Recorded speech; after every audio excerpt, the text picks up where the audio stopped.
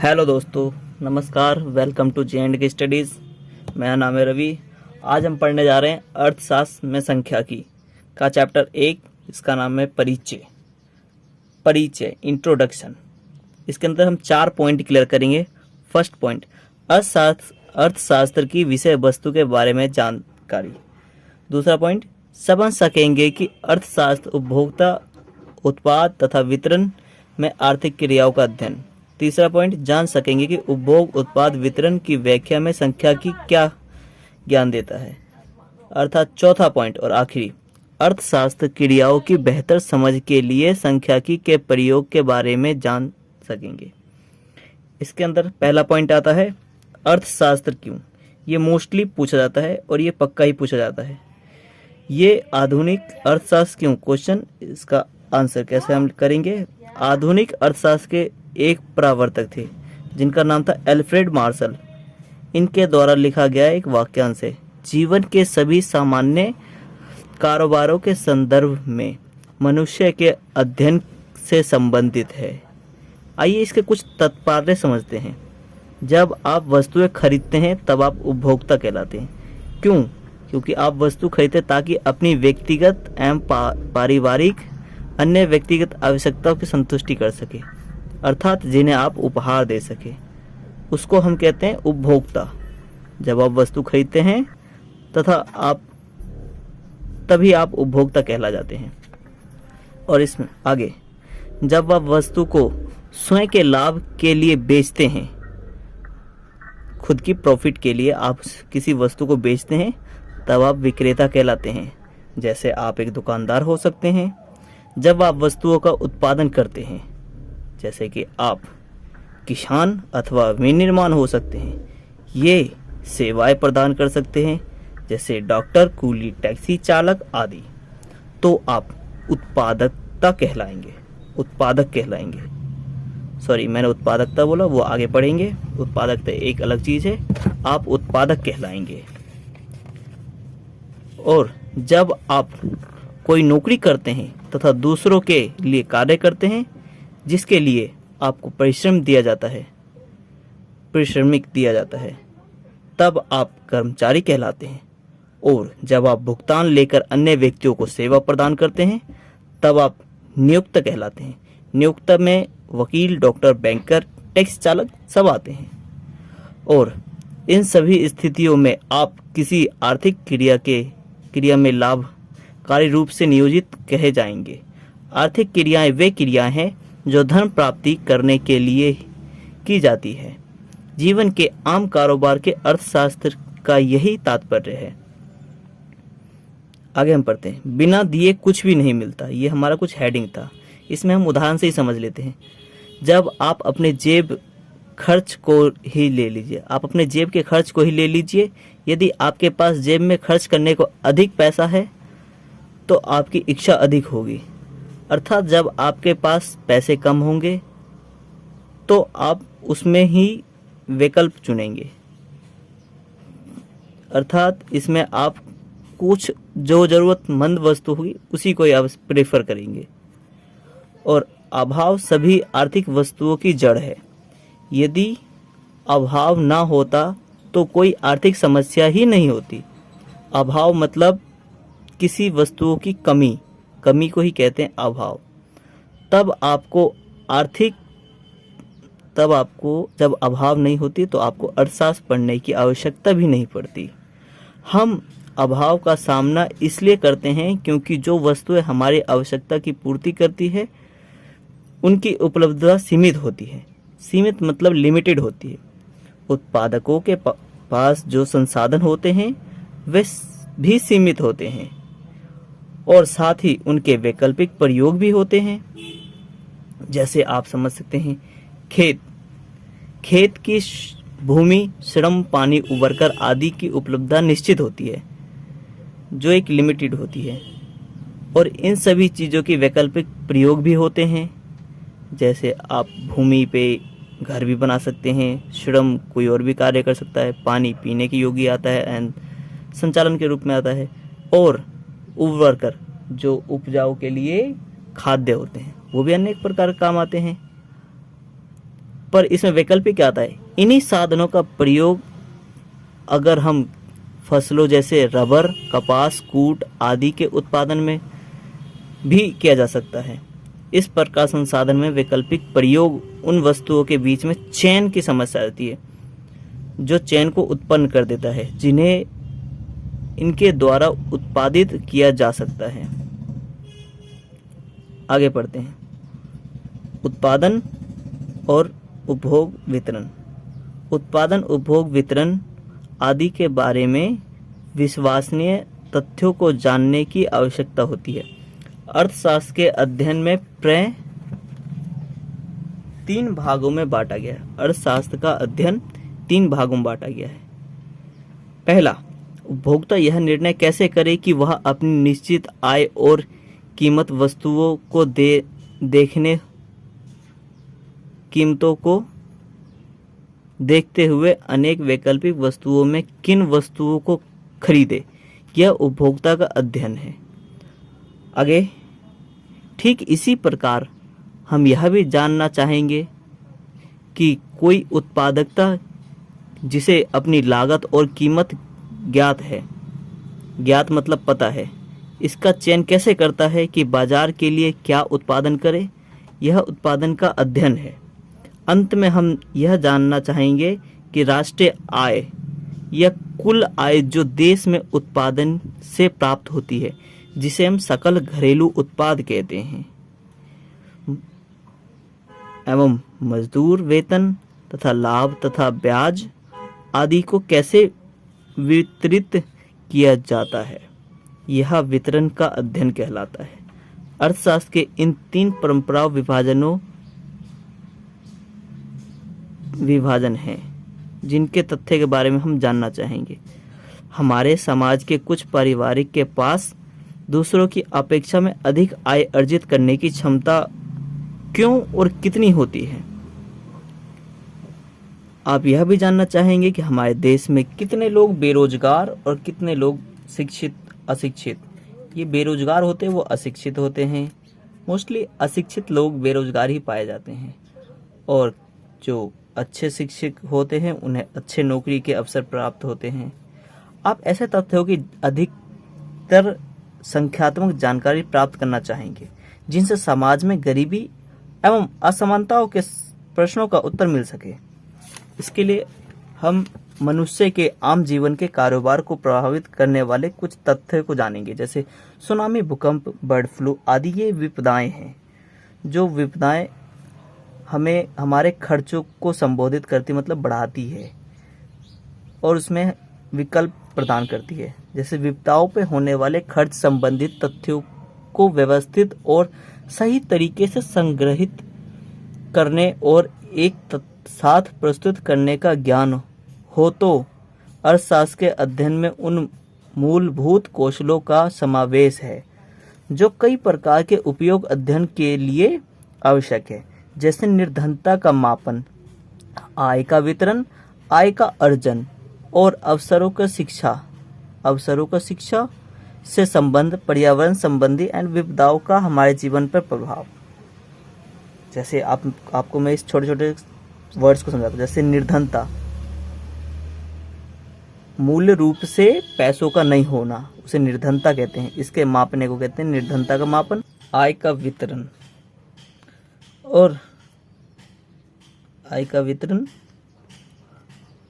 एवं अर्जनों के अवसर, जो कुछ रुकावट आते हैं उनके अवसर, एवं शिक्षा से संबंधित, कितने लोग शिक्षित हैं, कितने लोग अशिक्षित हैं, एवं पर्यावरण से संबंधित, क्या चल रहा है इन्वायरमेंट में, किसके पीछे क्या होना है, आपदाओं का हमारे जीवन में प्रभाव, ये सब हम इसमें पढ़ सकते हैं। मतलब इसकी जानकारी हमें प्राप्त होती है।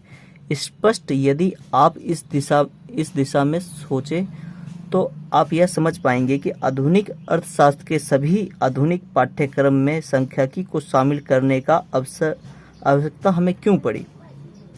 मुख्यतः रूप से व्यक्ति और समाज अपनी आवश्यकताओं को पूरा करने के लिए तथा समाज के विभिन्न व्यक्तियों एवं समूहों को उपभोग हेतु वितरित करने के लिए इसका चुनाव कैसे करें कि वैकल्पिक प्रयोग वाले अल्प साधनों का प्रयोग विभिन्न वस्तुओं के उत्पादन में हो सके।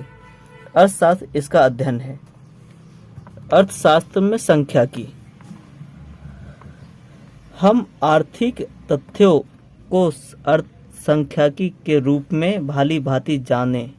इस प्रकार के आर्थिक तथ्यों को आंकड़े भी कहते हैं। आंकड़े डिजिट में होते हैं। अर्थात उदाहरण, जब हम निर्धनता के कारण उत्पन्न कठिनाइयों का विश्लेषण करते हैं तब हम इसकी व्याख्या भी विभिन्न कारकों जैसे बेरोजगार लोग की निम्न उत्पादकता, पिछड़ा वर्ग एवं प्रौद्योगिकी आदि के रूप में करने की कोशिश करते हैं। परंतु निर्धनता के विश्लेषण का तब तक कोई अर्थ नहीं है जब तक हमें इसे दूर करने का उपाय नहीं है, न खोज लें। इसलिए हम उन उपायों को खोजने का प्रयास कर सकते हैं जो आर्थिक समस्या को सुलझाने में सहायक हो। अर्थशास्त्र में ऐसे उपयोग को नीतियों के रूप में जाने जाते हैं। सांख्यिकी क्या है? अब आप सांख्यिकी के संदर्भ में कुछ अधिक जानने की उत्सुक हो तो आप यह जानना चाहेंगे कि सांख्यिकी की विषय वस्तु क्या है। सांख्यिकी का संबंध आंकड़ों की एकत्रीकरण, प्रस्तुतिकरण एवं विश्लेषण से है। ये आंकड़े भौतिक शास्त्र, समाजशास्त्र, मनोविज्ञान या किसी भी क्षेत्र से हो सकते हैं। यही हमारा संबंध अर्थशास्त्र के क्षेत्र के आंकड़ों से है। यहाँ पे हमारा संबंध अर्थशास्त्र के क्षेत्र के आंकड़ों से। अर्थशास्त्र के अधिकतर आंकड़े मात्रात्मक होते हैं। उदाहरण के लिए ले लीजिए, अर्थशास्त्र में यह कथन है कि भारत में चावल का उत्पादन 1974 से 75 में 39.58 मिलियन टन था, जो कि वर्ष 2013 से 14 में बढ़कर 106.5 मिलियन टन हो गया। एटलीस्ट ये 2.5% इंक्रीज हो गया। मात्रात्मक के साथ ही अर्थशास्त्र में कुछ गुणात्मक प्रयोग भी होते हैं। व्यक्ति विशेष या व्यक्तियों के समूह विशेष ऐसे महत्वपूर्ण गुणों की व्याख्या है जिन्हें हम मात्रात्मक रूप में नहीं मापा जा सकता है, लेकिन यथासंभव सही रूप से आलेखित करना आवश्यक है। तो उदाहरण के तौर पर लिंग को ही ले लीजिए कि इसके द्वारा किसी व्यक्ति, पुरुष, स्त्री अथवा लड़का लड़की के रूप में भेद किया जाता है। प्रय किसी व्यक्ति के किसी गुण की कोटियों के बारे में सूचना देना संभव और उपयोगी होता है, जैसे अच्छा बुरा एंड स्वस्थ अस्वस्थ, अधिक स्वस्थ अकुशल एंड कुशल आदि अत्यधिक कुशल। इन सब का गुणात्मक सूचनात्मक सांख्यिकी अर्थशास्त्री हमें देता है कि किस फील्ड में किस जगह पे कितने लोग स्वस्थ हैं, अस्वस्थ हैं, अत्यधिक, मैनी मोर्स। संकलित और वास्तविक रूप से संग्रहित किया जाता है, चाहे वह एक व्यक्ति हो या फिर व्यक्तियों के समूह हो, हमें सबको करना होता है। और सांख्यिकी क्या करती है? अब तक आप जान चुके होंगे कि किसी अर्थशास्त्र के लिए सांख्यिकी एक ऐसा अपरिहार्य साधन है जो किसी आर्थिक समस्या को समझने में उसकी सहायता करता है। किसी आर्थिक समस्या के कारण गुणात्मक एवं मात्रात्मक तथ्यों की सहायता से खोजने का प्रयास किया जाता है। एक बार जब समस्या के कारणों का पता चल जाए तब इसे निपटाने की निश्चित नीतियों का निर्माण करना सरलता हो जाता है। परंतु सांख्यिकी का क्षेत्र इससे कहीं अधिक विस्तृत है। यह किसी अर्थशास्त्री के आर्थिक तथ्यों को यथार्थ निश्चित रूप से प्रस्तुत बनाता है। जब आर्थिक तथ्यों की सांख्यिकीय रूप में व्यक्त किया जाता है तब वे यथार्थ तथ्य बन जाता है। यथार्थ तथ्य स्पष्ट कथनों का अपेक्ष अधिक विश्वसनीय है। उदाहरण के लिए ले लेते हैं, जैसे कश्मीर में हाल ही में देख लीजिए भूकंप के दौरान 10 लोगों की मृत्यु हुई थी। यह एक संख्याकीय आंकड़ा है, जबकि यह कहना गलत होगा कि वहाँ पे सैकड़ों लोगों की मृत्यु हुई थी। ये कोई संख्याकीय आंकड़ा नहीं है। और इसी प्रकार जैसे आप देख लीजिए हजारों लोग किसी फैक्ट्री में काम कर रहे हैं, तो हमें प्रति व्यक्ति की आय तो हमें पता चलेगी नहीं, तो इसलिए हम उसका औसतन याद निकाल लेते हैं, जो हमें याद भी रहता है, और औसतन को ही हम मौखिक रूप से बोलते हैं। अर्थात संख्या की तो प्रति व्यक्ति आय बता देगा। संख्या की का प्रयोग अन्य भी आर्थिक कारकों के बीच संबंधित है, जैसे जब किसी वस्तु की कीमत में कमी अथवा वृद्धि होती है तो उसकी मांग पर क्या प्रभाव पड़ता है। उस वस्तु की अपनी ही कीमत में परिवर्तन से उसकी पूर्ति प्रभावित होती है। जब लोगों की औसत आय बढ़ती है तो क्या उनके उपभोग व्यय में वृद्धि होती है। जब सरकारी व्यय में बढ़ जाता है तो सामान्यतः मूल्यता स्तर पर क्या प्रभाव पड़ता है। ऐसे प्रश्न का उत्तर भी तभी दिया जा सकता है जब विभिन्न आर्थिक घटकों के बीच किसी प्रकार का परस्पर संबंध हो। उसकी रुचि भविष्य की राष्ट्रीय आय पर आज के निवेश के प्रभाव को जानने में हो सकती है। अर्थात इस प्रकार की कोई भी कार्य प्रक्रिया सांख्यिकी के ज्ञान के बिना नहीं किया जा सकता है। कभी कभी योजनाओं एवं नीतियों का निर्माण के लिए भी प्रवृत्ति के ज्ञान की आवश्यकता होती है। एक आर्थिक योजनाकार वर्ष 2005 में निर्णय करता है कि 2010 तक अर्थव्यवस्था में कितना उत्पादन होना चाहिए, तथा दूसरे शब्दों में यह जानना आवश्यक होगा कि वर्ष 2010 के लिए उत्पादन योजना निश्चित करने के लिए वर्ष 2010 में अपेक्षित उपभोग स्तर क्या होगी। मतलब किसी वस्तु की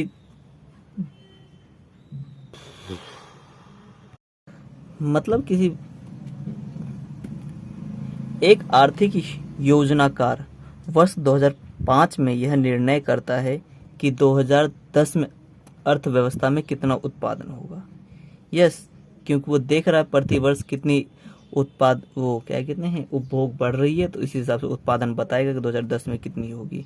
ऐसा पिछले वर्षों के अथवा हाल के कुछ वर्षों के सर्वेक्षण मतलब सर्वे के प्राप्त उपभोग आंकड़ों के आधार पर हो सकता है एवं नीतियों के गठन में सहायता देता है, जिनसे आर्थिक समस्याओं का समाधान होता है।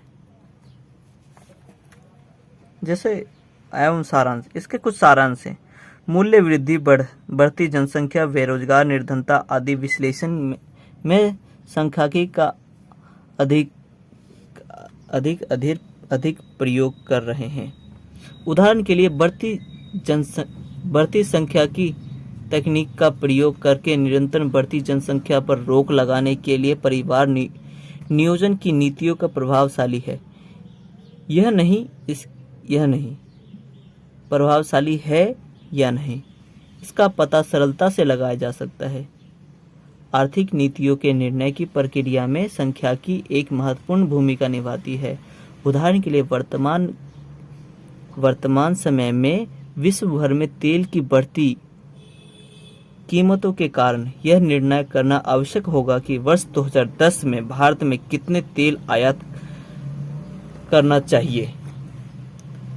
तेल की आयात का निर्णय प्रत्याशित घरेलू तेल उत्पादन तथा वर्ष 2010 में तेल की संभावित मांग पर निर्भर करता है। मतलब यह कह रहा है कि वर्ष 2010 में कितने तेल हमें मंगवाना चाहिए, वो हमारे उपभोग पे तय होता है कि अर्थात अब तो खैर मुख्य रूप से जो कार्स बिक रही हैं वो लोग भी आंकड़े देते हैं कि आप हमारे इस चीज़ की इतनी सेल हुई है। टोटल कार्स मोटर व्हीकल्स के कारण भी हम लोग को पता चल जाता है सांख्यिकी रूप से कि कितना तेल लगेगा और कितना तेल का उपभोग होगा। उस हिसाब से हम लोग तेल का अब आयात करते हैं। इसलिए तेल की आयात का निर्णय तब तक नहीं किया जा सकता जब तक कि हमें पता न चल जाए। तेल के आयात के विषय में निर्णय की दृष्टि से यह महत्वपूर्ण जानकारी केवल सांख्यिकी द्वारा ही प्राप्त की जा सकती है। एवं इसके कुछ और अगले अध्याय में आप अध्ययन करेंगे कि सांख्यिकी का संबंध आंकड़ों के संग्रहण एवं व्यवस्थापन से है। इसके अगला चरण आंकड़ों के सरलीकरण, आरेखी एवं आलेखी रूप में प्रस्तुत करना है। इसके पश्चात इन आंकड़ों को मध्यम प्रसारण, मानक विचलन आदि उन विभिन्न संख्यात्मक सूचनाओं का परिकलन करना संक्षिप्त किया जाता है जो सूचना के संग्रहित समुच्चयों की व्यापक विशेषताओं को दर्शाती है। ये हम अगले चैप्टर में पढ़ेंगे।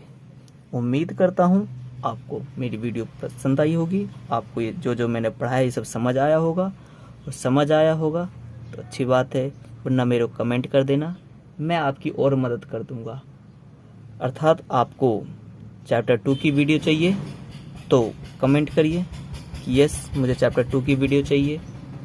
बाकी लाइक कर देना, सब्सक्राइब कर देना, और कुछ समझ आया हो तो थैंक्स कमेंट कर देना। वेलकम।